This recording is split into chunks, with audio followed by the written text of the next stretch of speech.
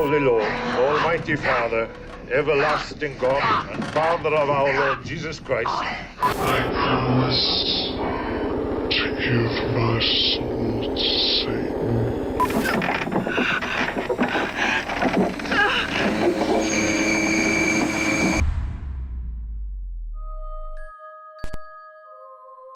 37 banned movies, 7 levels. This is the ultimate banned movies iceberg. We'll start with some well-known banned movies and slowly move to movies you've never heard of, which might be for your own good.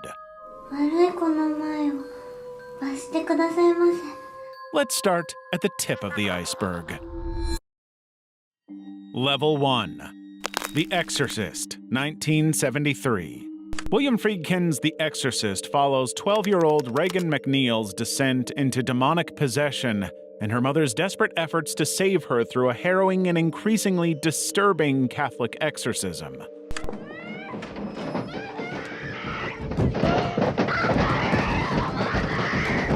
So disturbing that the movie became an immediate worldwide controversy from the day of its release. The film's graphic depictions of Regan's transformation include violent outbursts, with a crucifix, projectile vomiting, and levitation, coupled with its deep exploration of religious doubt, proved to be far too much for people, especially religious groups who deemed it blasphemous and unsuitable for a wide audience.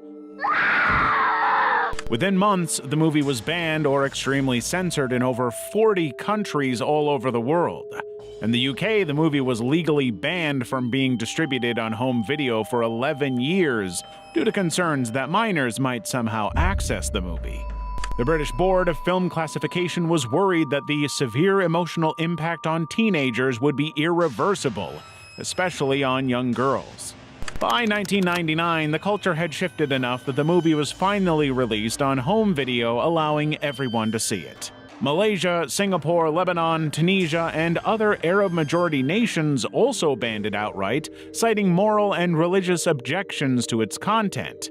Even the US, one of the most liberal countries for the topics the movie explores, withdrew the trailer after the intense strobe effects and demonic face caused nausea and panic attacks in its audience. Holy moly. But, as always, the bans only made the movie more popular. The more governments tried to suppress it, the more it became known as a legendary, boundary-pushing horror. Texas Chainsaw Massacre. The Texas Chainsaw Massacre follows a group of friends who encounter a family in the sleepy backwoods of rural Texas. After they step foot inside this creepy-looking house, they soon fall victim to Leatherface, a chainsaw-wielding killer, and his deranged relatives. But unlike more modern movies, the movie doesn't get its scares or even its tension from overwhelming gore. Instead, its tension is built into the relentless psychological terror at its heart. Scenes of implied dismemberment, prolonged chases, and the infamous meat hook impalement are just moments of shock to break up the true terror of the family at the heart of the story. But what made this movie so controversial and worthy of a ban is how undeniably real the whole thing feels. The Texas Chainsaw Massacre was not backed by a major studio, meaning the filmmakers were shooting independently whenever they saw fit. That gave the movie a grainy documentary-style texture, which just made the whole thing feel more raw and chaotic. It's as though the camera happens to catch everything by accident. The sudden brutal killings have no narrative justification. The killers just decide to do it. There's no happy ending, no Hollywood optimism. The movie is unrelentingly nihilistic, with no moral resolution and with survivors left traumatized and perpetrators unpunished. All of that proved to be far too much for people to cope with, and that led to bans in at least 12 different countries, with the ban lasting decades. Germany being the longest holdout, eventually lifting the ban in 2011 and allowing people to indulge in the disturbing, brutal tone of the movie. Don't Go in the House. Don't Go in the House follows Donnie Kohler, a traumatized man who suffers from traumatic memories of a childhood where his mother burned him as punishment, leaving him fixated on fire and detached from reality. When she dies, Donnie constructs a fireproof room and sets out to women with a flamethrower, culminating in hallucinations of his mother's vengeful corpse. But the movie came out just at the moment that the UK was having a serious moral panic. Conservative politicians were seriously worried that extreme horror movies like The Evil Dead and the Holocaust were destroying modern decency. They passed a law to ban what they called video nasties. Then Don't Go in the House came out. From the second it was released, critics worldwide condemned it for its abusive and misogynistic violence, particularly the flamethrower murders and Donnie's psychological unraveling. The film's most notorious scene features a woman stripped naked, chained to a ceiling, and set on fire while the camera lingers on her agonized screams. It's a sequence that's often been called exploitative and sadistic, and it was instantly banned. British authorities confiscated uncertified copies of the movie, and anybody caught selling it could be put in prison. For over a decade, the movie was legally banned, and even when the law was repealed, the only versions released were heavily censored. The movie's lingering obsession on burning victims matches its protagonist, but it doesn't make the movie easy to stomach. Yet the ban just made it even more of a cult movie, with people seeking it out under the radar to see what all the fuss was about. Level 2. Hostel Part 2, 2007. In 2007, Eli Roth released the sequel to his 2005 horror hit, Hostel, which itself was pretty controversial, but Hostel Part 2 would be a lot more scandalous. The movie follows 3 American art students, Beth, Whitney, and Lorna, who are lured to a Slovakian hostel under the guise of a spa retreat. But unbeknownst to them, they are auctioned online to wealthy clients who pay to and victims in a secret facility. But this movie really expands and digs into the lore of the franchise, exploring the psychology of the perpetrators, including an unexpectedly submissive family man, and the victims while escalating the brutality. The movie was censored worldwide far more than the first purely because of the extent of violence throughout, especially one key scene, the bloodbath. The scene depicts an antagonist, Mrs. Battery, slashing a naked, inverted Lorna with a scythe and bathing in her blood before slitting her throat. That scene alone ended up forcing many bans. New Zealand banned the movie because this scene was considered injurious to the public good. Even though the public was in favor of not banning it, the film board refused to drop the ban and the studio would not censor the movie. Other scenes proved difficult for other governments. Another climax involves Beth severing a captor's genitalia with scissors, leaving him to bleed out, while other moments were criticized for their prolonged violence, particularly against women. What the f*** are you doing? Germany ended up censoring the movie, and even to this day, the film remains restricted to adults. Other nations released the movie without cuts, and got widely criticized by the government for doing so. Apocalypse. Antonio Margheriti wanted to do something radical with his movie Cannibal Apocalypse. He wanted to blend Vietnam War trauma with cannibal horror to create something horrifying and culturally relevant. The film follows Norman Hopper, a veteran haunted by a 1972 incident in Vietnam where he was bitten by a POW infected with a virus. Years later in Atlanta, Hopper and 2 fellow veterans succumbed to the virus, spreading it through bites and triggering a violent outbreak. Authorities pursue the infected through sewers and streets, culminating in a flamethrower-fueled showdown while Hopper's suburban life unravels as his neighbors and first responders fall victim. The movie came just after the Vietnam War in the 1970s, and Margheriti was one of many filmmakers opposed to the war and its aftermath. He made the movie specifically to criticize the dehumanizing impact, framing cannibalism as a metaphor for PTSD and the societal abandonment of veterans. But his producers had seen how successful the Dawn of the Dead trend was working out and wanted in, so they pressured him to amplify the gore to get more violent and chaotic. Soon enough, this pivot overshadowed the commentary entirely. The movie started adding new, increasingly graphic sequences, including a rat set ablaze for real in the sewers and a victim dismembered by an angle grinder. Those scenes ended up leading to global bans, with the UK classifying it as a video nasty, prosecuting distributors under obscenity laws and enforcing cuts until 2005. Margheriti had something important to say, and his movie had now been essentially dismissed because of his producers.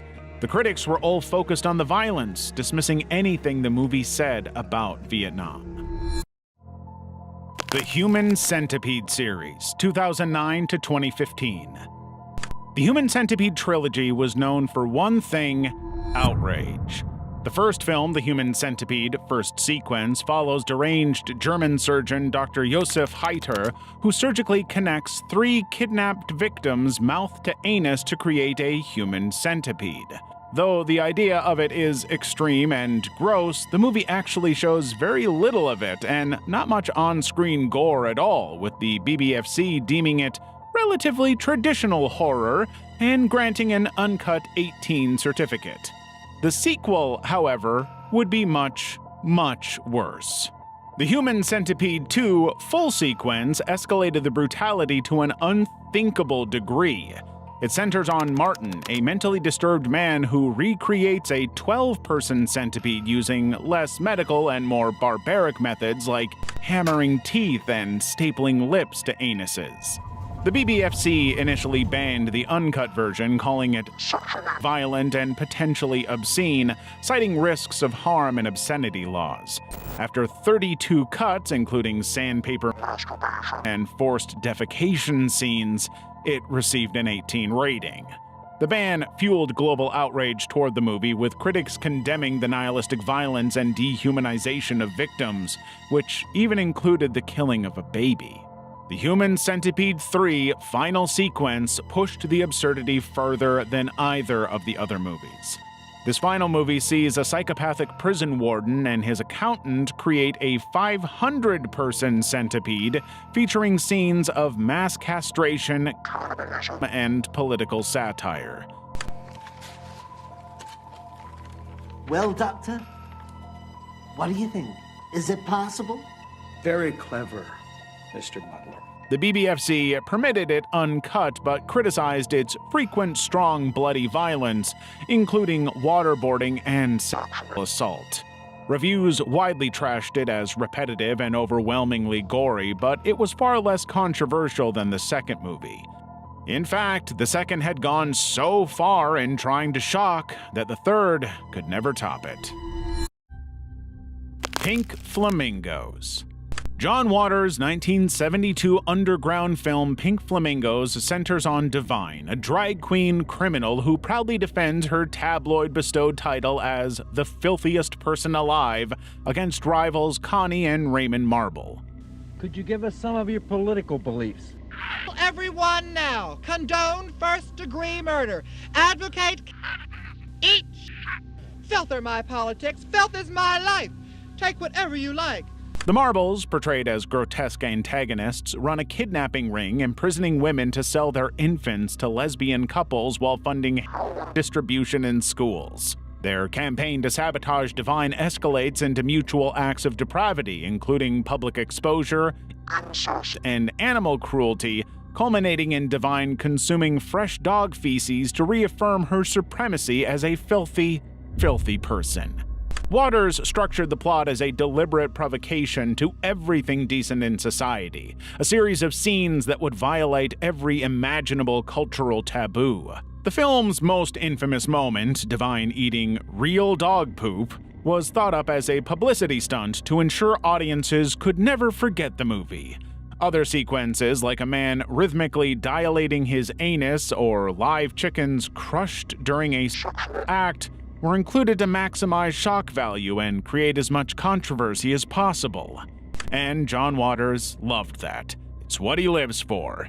He said, "To me, bad taste is what entertainment is all about," arguing that the film is a rebellion against good taste mainstream sensibilities, which is exactly why bans swiftly followed from the mainstream industry.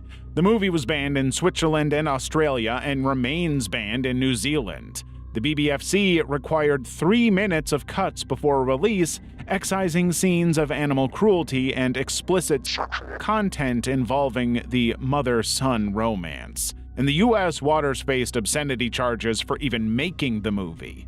Hicksville, New York technically retains a legal threat against screening the movie, with Waters often joking he avoids the town to dodge arrest. But all of the backlash thrilled John Waters. He said that the reports of people vomiting and walking out were a standing ovation. The movie turned him into an underground, iconic cult filmmaker and made Divine a star. Level 3. Let Sleeping Corpses Lie. In Let Sleeping Corpses Lie, a machine designed to emit ultrasonic radiation to kill insects accidentally manages to reanimate corpses, triggering a rural zombie outbreak in England. Motorcyclist George and driver Edna, both wrongly accused of murders committed by the undead, face relentless aggression by authorities. And no matter how much they deny it, a reactionary police inspector dismisses their claims, insisting the pair are drug-addled Satanists responsible for the carnage. Sign here and it'll be a lot easier for you. Admit 2 officers and it'll be all over. It was the corpses. The film's graphic violence sparked immediate backlash. Zombies disembowel victims, chew on their entrails, and the corpses. That's pretty standard zombie stuff, but the movie took it further, with a addicted character's overdose and a nude protest scene fueling more intense controversy. Its visceral gore and content led to inclusion on the UK's Video Nasties blacklist in the 1980s, with prosecutors citing severe depictions of brutality. But other countries were less concerned with the violence and more bothered by what it meant. The director, Jorge Grau, didn't just make a zombie movie, he made a social critique of institutional failure and environmental recklessness. The zombie plague stems from government-approved and environmentally damaging technology, while the police's continued scapegoating of George and Edna was a direct reflection of how society was marginalizing and ignoring the young people of the 1970s who embraced the alternative counterculture. Malaysia banned the film outright, citing explicit and violent content, but actually, the movie's themes of authoritarian incompetence and anti-establishment rhetoric likely contributed to the censorship, given the country's history of restricting works criticizing its leadership. In the final act of the movie, George destroys the radiation device, temporarily stopping the undead and effectively saving the world.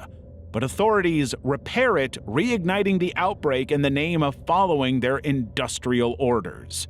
A final hospital massacre sees zombies overrunning staff and patients before George's desperate intervention. The inspector, still denying the truth, fatally shoots George only to be killed by his reanimated corpse, once again demonstrating the theme of the movie, that governments and authority figures will always ignore the people and destroy everything. The House by the Cemetery. The House by the Cemetery follows the Boyle family as they move into a New England home tied to Dr. Jacob Freudstein, a deranged 19th century surgeon who prolongs his decaying existence by harvesting his victims' body parts. Their son encounters the ghost of a girl linked to Freudstein's crimes, while his parents uncover a cellar filled with corpses and surgical tools. The family's attempts to flee culminate in a violent confrontation with Freudstein, whose grotesque appearance and brutal kills, including throat and decapitation, are as visceral as anything in the movie. Mommy! Open the door for me! It's scary in here! Upon its UK release, the BBFC cut 86 seconds of gore, including a knife through a victim's head and a throat-slashing scene. But just 2 years later, despite these edits, The film was labeled a video nasty under the 1984 Video Recording Act, leading to obscenity prosecutions and bans. A 1988 VHS release removed an additional 4 minutes of footage, such as Freudstein's bat attack and close-up of bodies, rendering the plot nearly incoherent and the movie utterly unwatchable. In 1992, another re-release saw the movie butchered even more, cutting out another 7 minutes. The runtime went from 86 minutes to 74 minutes.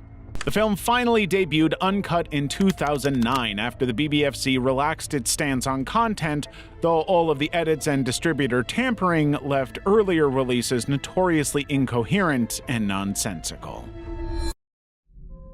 The Beyond, 1981.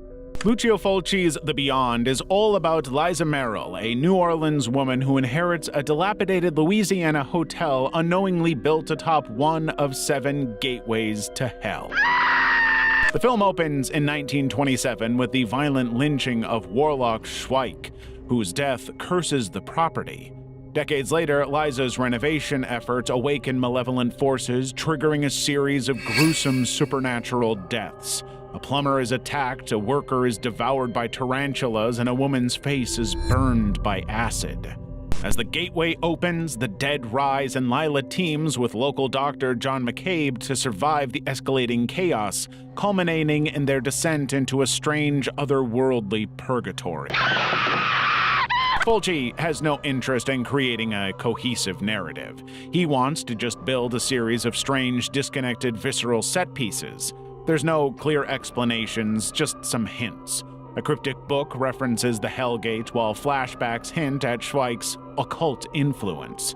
But they're really just there to thread together grotesque sequences. But the amount of eye-based violence, including eyeball gouging and face disillusion, were too much for many people in the 1980s to tolerate. The movie was banned in the UK as a video nasty and heavily censored in the US release, with 11 minutes cut. However, the movie really was not that bad compared to others of the era. The film emerged during Italy's 1980s horror boom, where directors like Dario Argento and Lamberto Bava were making highly surreal and disturbing movies that included this kind of imagery. Today, The Beyond is considered a masterpiece, but it overcame a lot of controversy to reach that point. Zombie. The plot of Zombie centers on Matul, a Caribbean island where a voodoo curse resurrects the dead, leading to attacks on the living. After a zombie-infected boat drifts into New York Harbor, a New York journalist and a scientist's daughter travel to the island alongside hired guides, encountering Dr. Menard, who struggles to contain the outbreak. Like many horror movies from the 1980s, the movie features some pretty intense and highly gory sequences, including a zombie assault on a shark underwater and, maybe the most graphic of the entire movie, a woman's eye impaled on a splintered doorframe during a home invasion.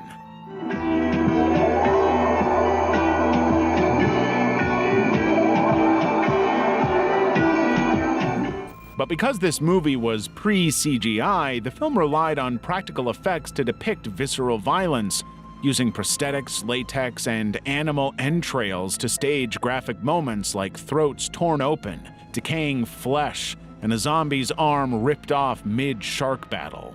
And that just made them more realistic and troubling. In fact, these unflinching visuals drew some very serious censorship, particularly in the UK. The movie was banned under the Obscene Publications Act during the 1980s video nasties panic, with authorities targeting its uncut VHS release, removing over 2 minutes of footage, including the eye trauma and throat ripping. Essentially, the movie board removed everything that made the movie so impactful. Yet, despite the cuts, the film's reputation for extreme content solidified its notoriety, with later distributors capitalizing on its infamy during re-releases. Nightmare, 1981. Nightmare follows George Tatum, a schizophrenic released from a psychiatric institution after undergoing experimental brain treatment.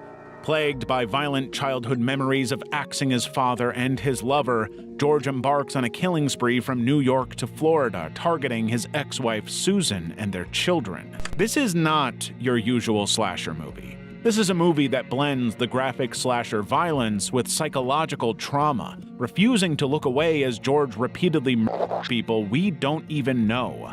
We have to see the throat slashing, repeated ice pick stabbings, and slow-motion axe murders in George's flashbacks whether we want to or not. All until we get that big blood-soaked climax where George's son CJ retaliates against his dad with a revolver.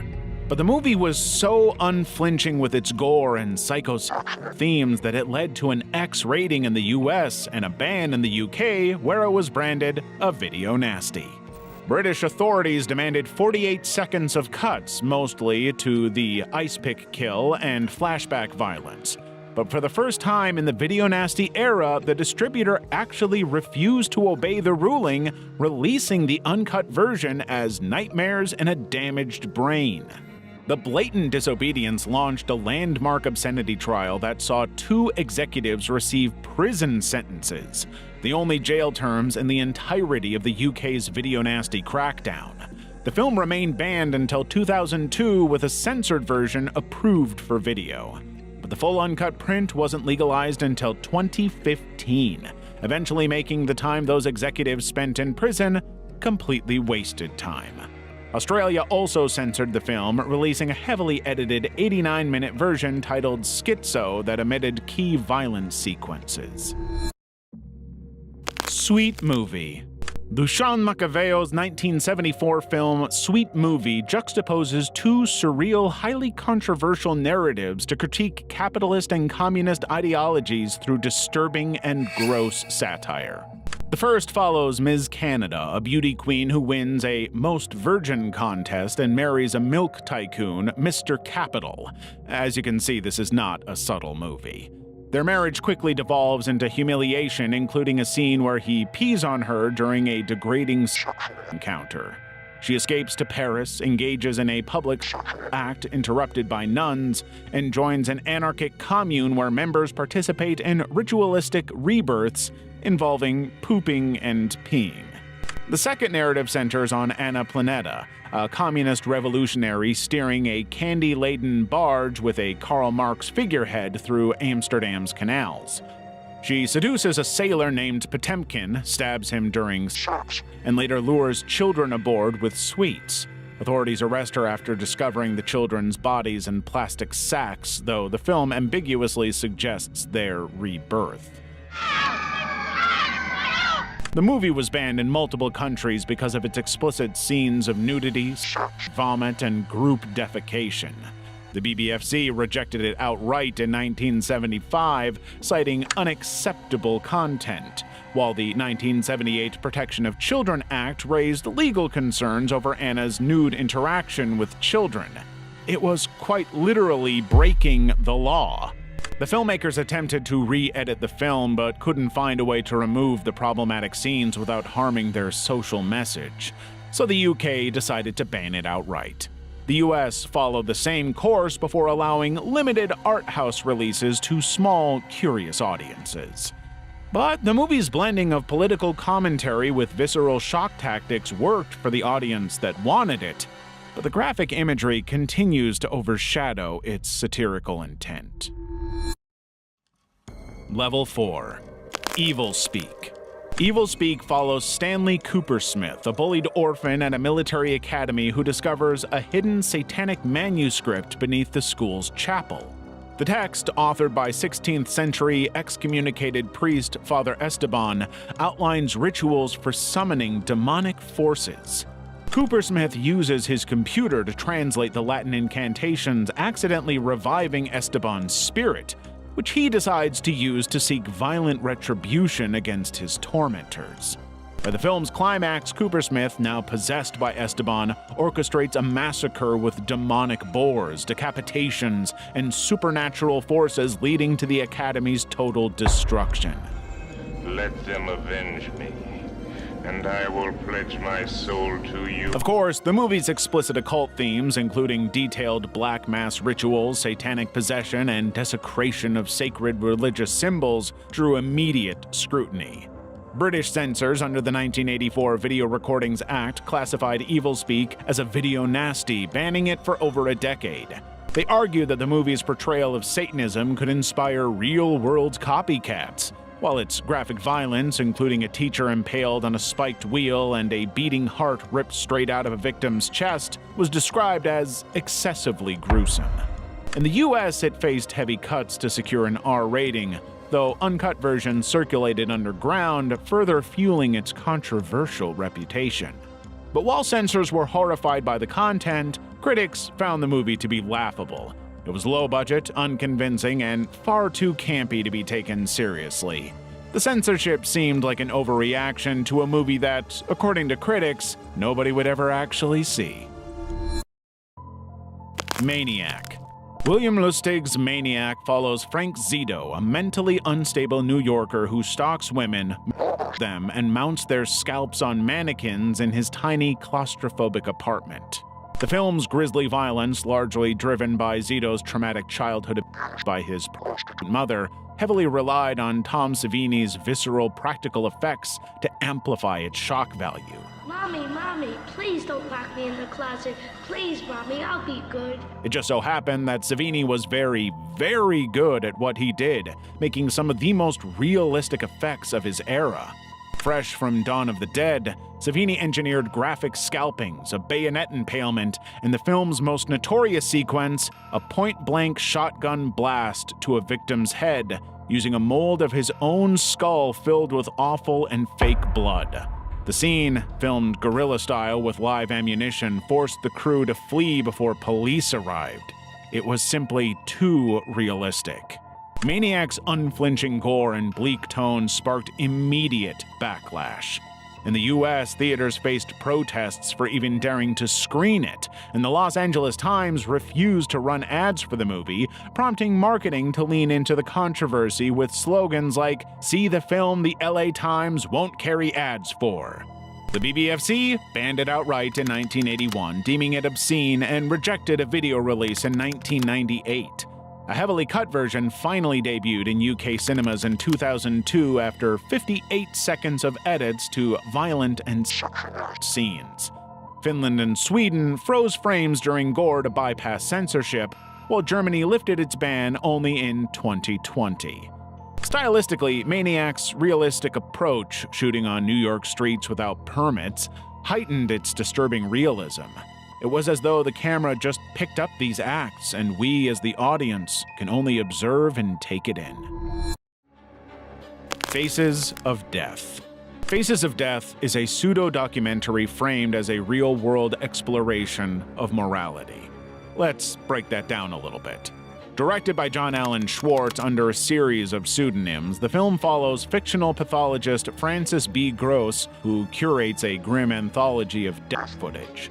The movie is a unique blend of archival material with staged fake sequences, which was hugely popular in the 1960s and 70s.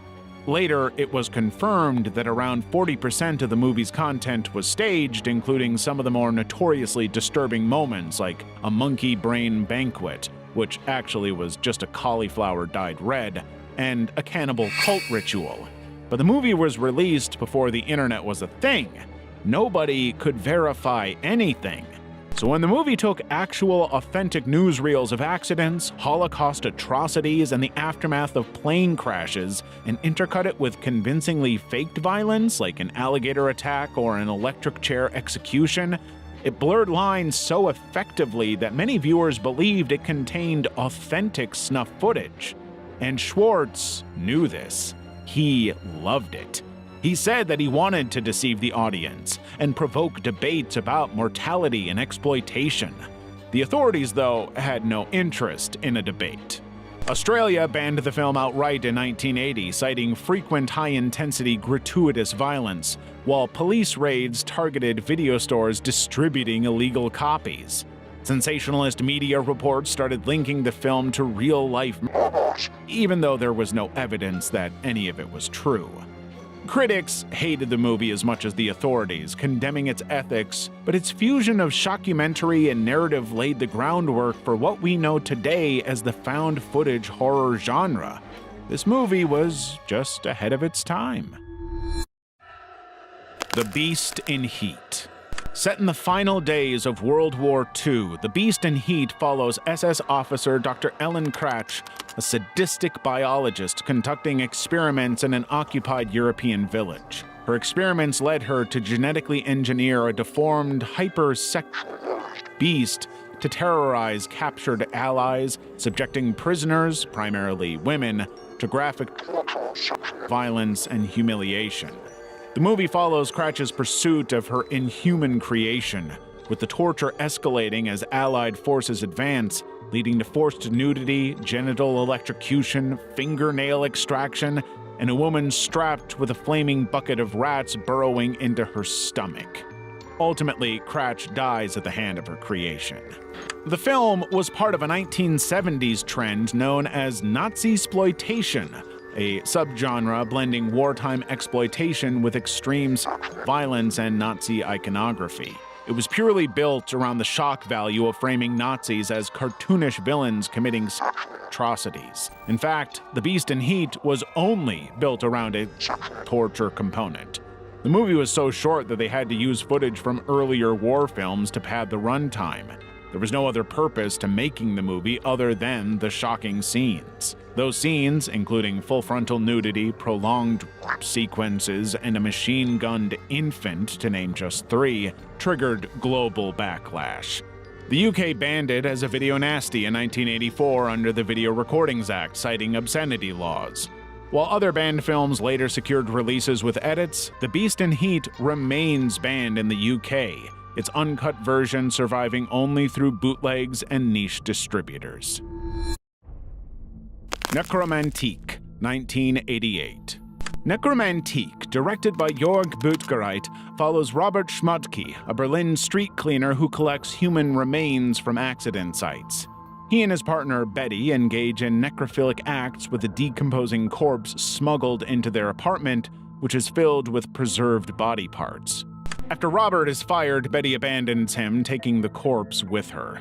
Lost without his routine, Robert's mental collapse escalates into killing their cat, worker, and ultimately committing suicide while The film's explicit depiction of necrophilia, animal cruelty, including a real cat which was actually killed on camera, and uncensored gore sparked immediate backlash.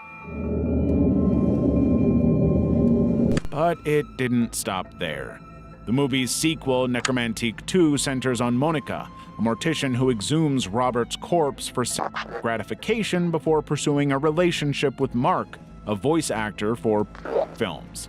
She introduces him to necrophilia and hides Robert's severed genitalia in her fridge. The sequel was somehow even more controversial than the first one, including much longer necrophilic sequences, and including a subplot criticizing Germany's censorship laws, largely as a response to the controversy around the first movie. Both films were banned in multiple countries for glorifying violence and graphic content. German authorities confiscated prints of Necromantique 2 in 1991, planning to charge Buttgereit with a crime until a court later classified it as art. Over 30 countries restricted the films, with the UK only approving an uncut version of Necromantique in 2015. Legal battles and raids targeting distributors cemented their status as the most banned movies in the world. Braindead, 1992, aka Dead Alive. Peter Jackson's Braindead follows Lionel Cosgrove, a meek man in Wellington, New Zealand, whose life unravels after his domineering mother Vera is bitten by a Sumatran rat monkey, a grotesque hybrid creature smuggled from Skull Island. The bite triggers a violent zombification process, beginning with Vera's death and reanimation as a flesh-hungry monster. It's a great honor. Lionel attempts to contain the outbreak by sedating her in his basement, but her infection spreads, infecting others, including a nurse, a priest, and local hoodlums, creating a ragtag horde of the undead. But the situation escalates massively when Lionel's opportunistic uncle Les discovers the zombies and hosts a chaotic house party. Suddenly, guests are infected en masse, leading to a blood-soaked showdown. Lionel battles the horde with a lawnmower, shredding zombies in a giant fountain of blood, while his love interest, Paquita, pulverizes the remaining limbs in a blender. The climax pits Lionel against his now gigantic mother, who he defeats by using a pendant to slice free from her monstrous stomach. Filmed on a tiny $3 million budget, Braindead became notorious for its excessive gore, including a zombie's face glowing from a light bulb stab, a man's skeleton ripped right out of his body, and a zombie baby birthed from 2 infected characters. The uncut version added minutes of extra carnage, earning it the title of one of cinema's goriest films, if it could actually be seen. The movie was instantly banned in Germany, South Korea, Singapore, and Finland for its graphic violence and visceral humor. And the film faced censorship board scrutiny elsewhere for scenes like Vera's tram and the lawnmower massacre. The movie was considered way too violent to be seen uncut. And by the time the censors had cut the problematic scenes, the movie was doomed to be a box office failure. But Braindead cemented its legacy as a cult classic, with Jackson's slapstick approach to splatter horror introducing a bold new filmmaker who would go on to create legendary movies like The Lord of the Rings and King Kong. Level 5. Mai-chan's Daily Life. Mai-chan's Daily Life adapts Waita Utsuga's controversial 2004 manga Mai-chan no Nichijo, following Miyako, a young woman hired as a live-in maid at a secluded mansion. She meets Mai, an immortal 17-year-old forced to endure daily due to her regenerative abilities. The estate's wheelchair-bound master and his assistant Kaede rent Mai out to wealthy clients for sadistic acts, escalating from humiliation to chainsaw dismemberment and eye gouging. Initially repulsed, Miyako gradually participates in Mai's torment, culminating in a frenzied third act where she disembowels Mai with a chainsaw in a twisted act of intimacy. The manga was classified as eroguro, erotic grotesque, and gained notoriety very quickly for graphic scenes of dismemberment,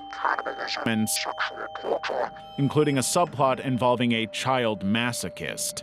And the movie amplifies basically every single controversy while toning some things down. The movie cuts out the subplot with the child masochist, one of the only acts of mercy you get from this film. Otherwise, the movie retains the core elements of the manga, making the violence painfully real. The movie was marketed as a diabolical dark comedy, which is not the way most people would describe it. But the film faced restricted release due to its graphic content, which was somewhat divisive. Critics pointed out that the movie had a blatant absurdist tone and a deliberate lack of narrative logic, which clearly set the movie in a world that was not to be taken seriously. But the movie still had a controversial and cult reputation for scenes like Miyako's awakening through her complicit violence and Mai's repeated. Whether it glamorizes abuse or is a satire is completely up to the viewer. But one thing you can say for sure, it's pretty brutal. Antichrist, 2009. Lars von Trier's Antichrist follows an unnamed couple grappling with the accidental death of their infant son, as depicted in a pretty painful opening scene. Retreating to their remote cabin, which they call Eden, the husband, a therapist, attempts to treat his wife's grief through exposure therapy, only to confront her escalating violent and sexual behavior. The movie was written during von Trier's hospitalization for depression, but it was controversial before anyone even saw it. A producer leaked its original premise, which depicted Earth as Satan's creation, forcing a drastic rewrite that changed the entire course of the movie.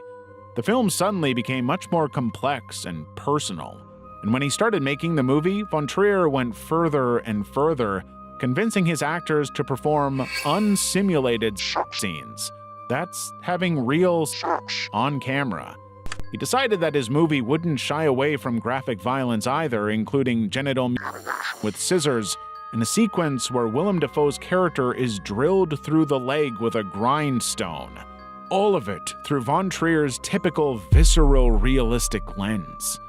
The British Board of Film Classification, in a particularly surprising move, approved the uncut release without hesitation, deeming its explicit and violence exceptionally justified for thematic exploration, although it did acknowledge the movie's shock value.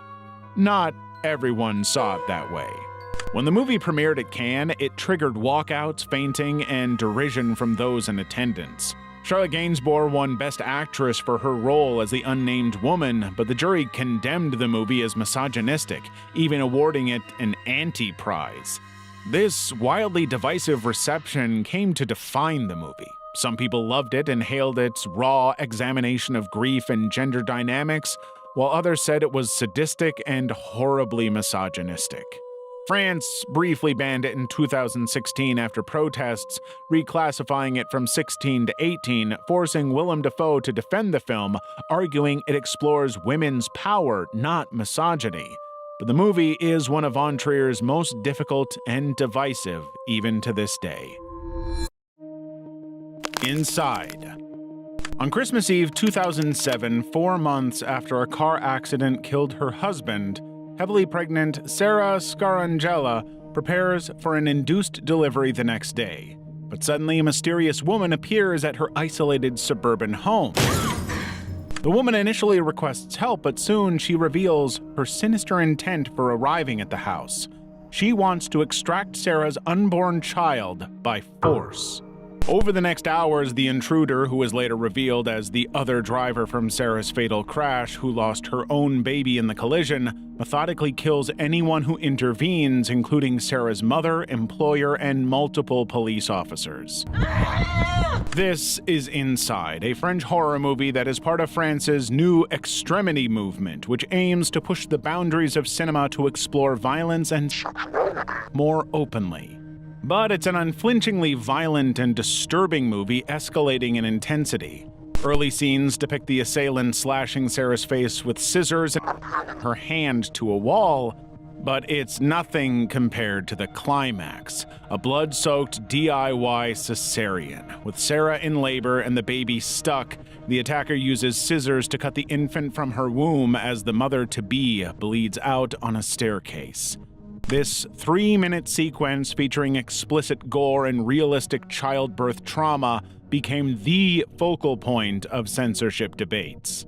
Inside faced immediate bans in Norway, Germany, and New Zealand, while Australia restricted it to film festivals only. Pretty much all of the territories that had an issue with the movie demanded cuts to the cesarean scene, as well as a few other graphic moments involving eye gouging with knitting needles and a police officer's point-blank shotgun execution. But even though these measures were taken, bootleg uncut versions circulated widely. And even though French critics initially condemned the film's brutality, they later reassessed it as a commentary on grief and maternal anxiety. Even today, the movie is hailed as a phenomenally well-done and unrelenting horror movie. Martyrs, 2008. Pascal Augier's Martyrs opens with Lucie Urine, a traumatized woman who escapes childhood captivity and later a suburban family she believes orchestrated her Her friend Anna Sui, a fellow survivor, discovers a hidden chamber in the victim's home, revealing a secret society that systematically tortures women to induce transcendental visions of the afterlife. Anna is soon captured, subjected to extreme physical and psychological torture, and flayed alive to reach the final stage of martyrdom. Even the synopsis is traumatic and aggressive, but it's nothing compared to the finished movie. The film's unflinching violence, including graphic beatings, self-harm, and that prolonged flaying sequence, was reportedly the cause of mass walkouts and vomiting at festivals like Fright Fest and TIFF. In France, regulators initially issued a rare 18+ rating, which is effectively a commercial ban that means nobody will see it, before downgrading it to 16+ because of protests from the filmmakers themselves. While critics were condemning it as Laugier argued the brutality served a narrative purpose. To him, the movie was exploring whether pain could reveal existential truths. In fact, Laugier, who wrote the script during a depressive period, constantly rejected claims of exploitation, saying that Martyrs was a melodrama meant to evoke melancholy, not disgust. However, the world didn't seem to agree. Level 6. Wedding Trough. Thierry Zeno's Wedding Trough follows a reclusive farmer whose disturbing actions escalate into violence and self-destruction. The lead character engages in erratic behavior, collecting feces, poultry, and forming an obsessive bond with a female pig. After he assaults the animal, he kills her piglets when they reject his advances, leading the distraught mother to drown herself. The farmer's by hanging ends the movie, with the final shot implying his ascension to some other spiritual plane. Zeno described the film as an exploration of alchemy and humanity's quest to transform death into life, arguing that the protagonist's acts were symbolic rather than literal. Which is hard to accept when you've seen a movie where the guy is quite literally doing these things.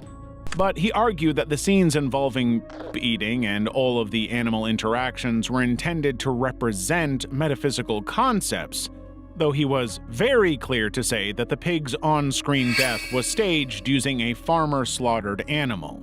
He didn't say anything about the rest of the movie, but we'll assume that's all staged too. The film's graphic zoophilia, animal cruelty, and explicit content triggered immediate controversy. Australia banned it under obscenity laws, with 2 failed appeals solidifying its refused classification status. Authorities were not subtle, saying that its abhorrent depictions of bestiality were irredeemable, and even to this day, the movie is banned there. Zeno faced accusations of glorifying violence, particularly after the Australian Classification Board noted the high impact of its unflinching scenes, but he always maintained that the movie was one big metaphor. The Green Elephant. The Green Elephant is a Russian art house horror film directed by Svetlana Boskova. It's mostly known for its graphic violence and subversive critique of militarism, which made Russia very, very, very angry.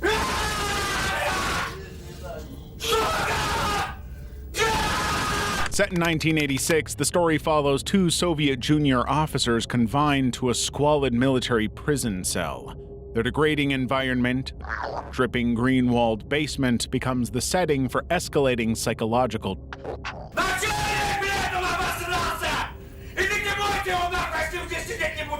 Initially, the 2 officers just trade crude stories, but as the movie goes on, their dynamic spirals into brutality after one officer forces the other to clean a toilet with a fork.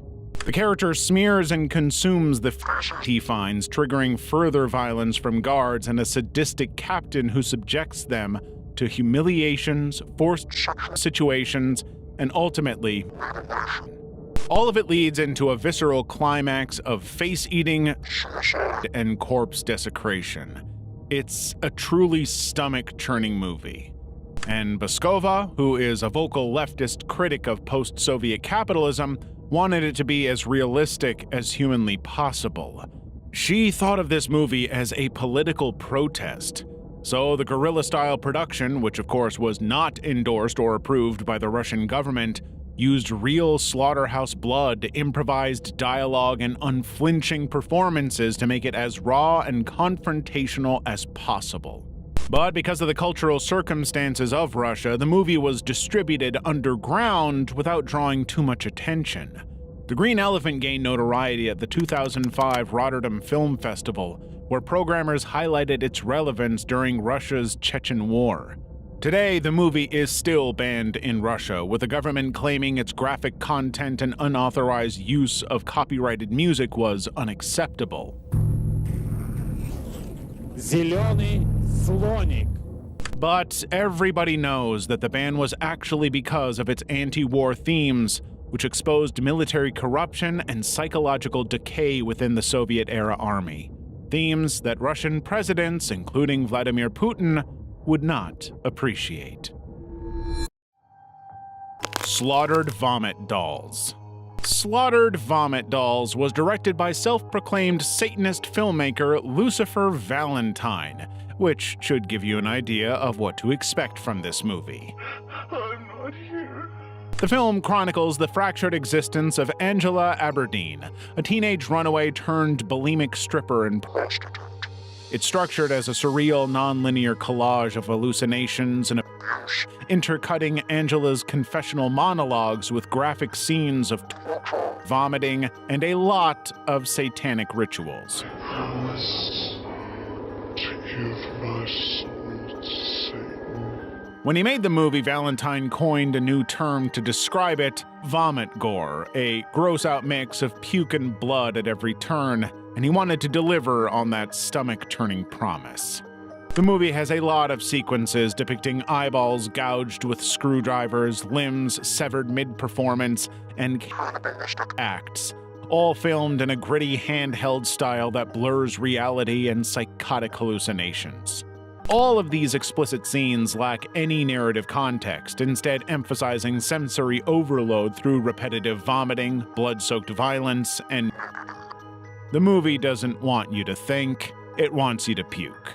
The film's fragmented structure, which jumps between Angela's traumatic memories, imagined atrocities, and detached gore, was immensely off-putting to mainstream distributors. And critics agreed, widely condemning its depictions of violence against women and perceived misogyny, with reviews calling it glorified vomit pornography. Which, again, is really what Valentine was going for. Eventually, underground distributor Unearthed Films released it directly to DVD alongside a limited theatrical run, bypassing traditional festivals that rejected it as too disgusting to be seen.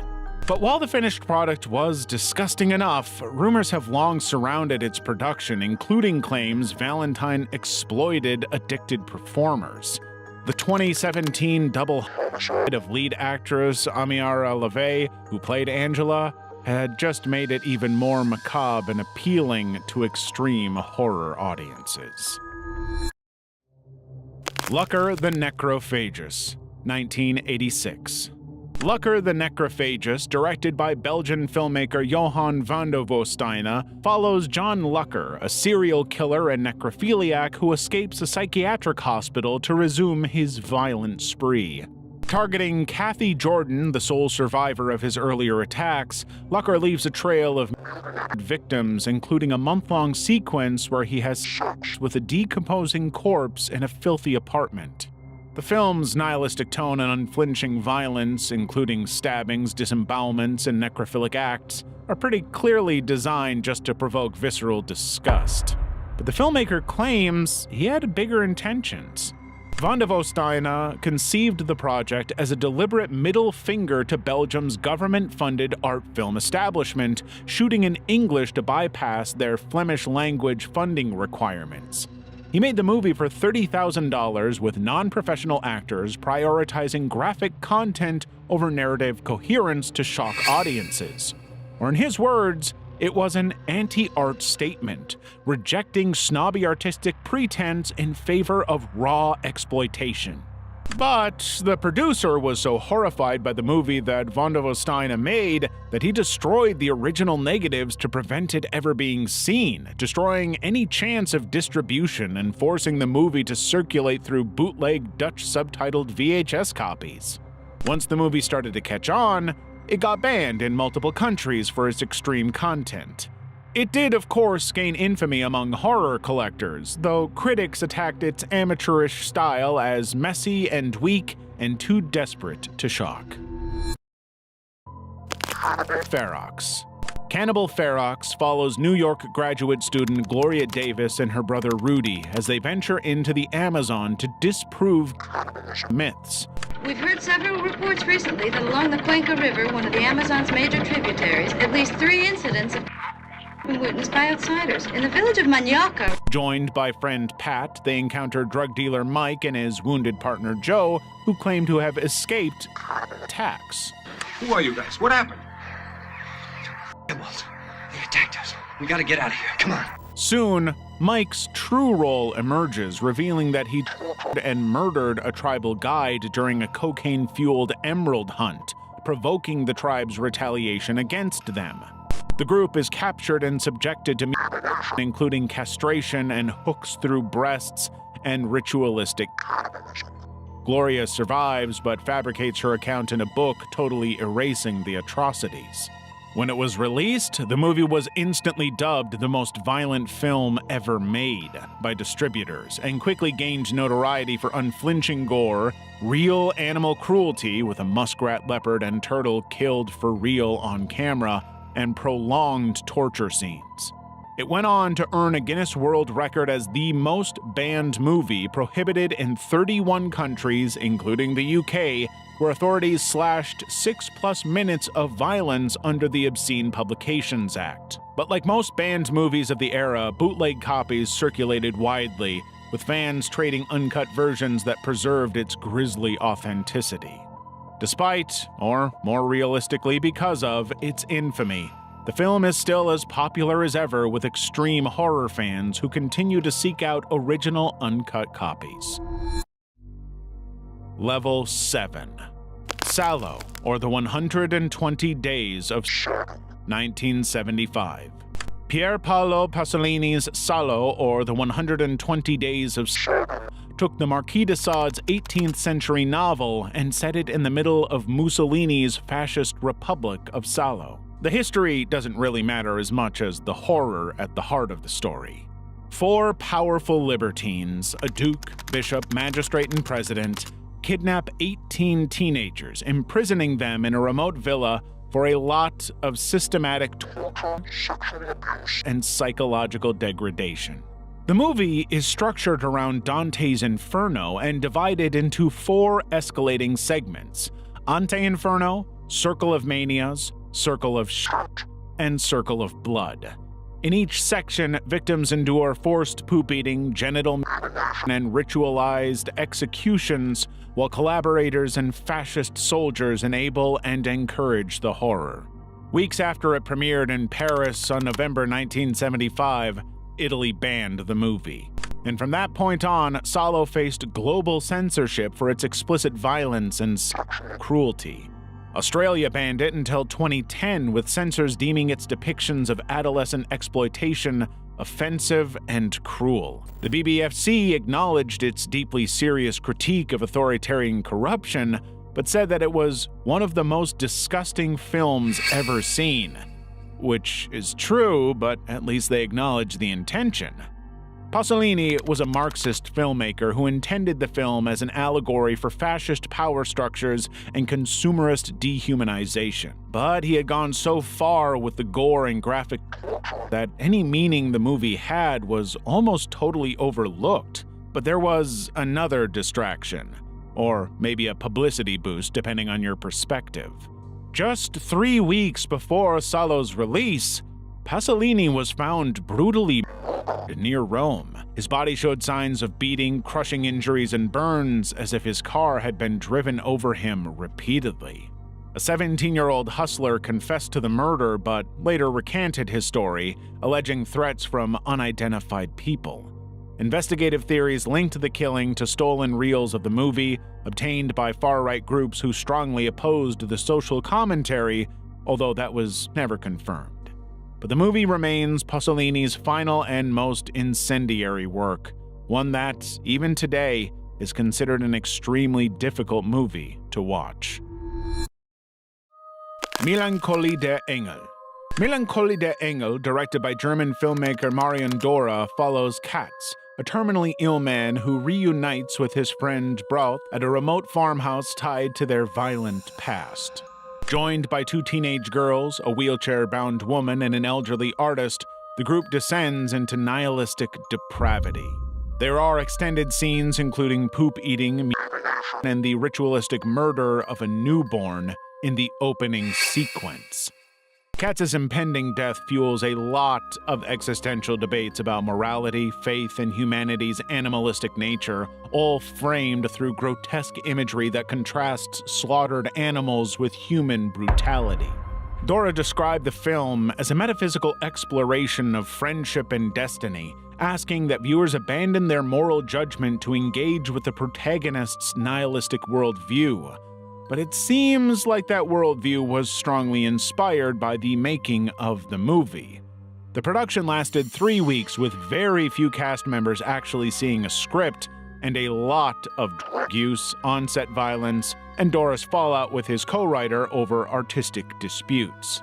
The atmosphere on the set was extremely intense and negative, which may explain a lot of the content.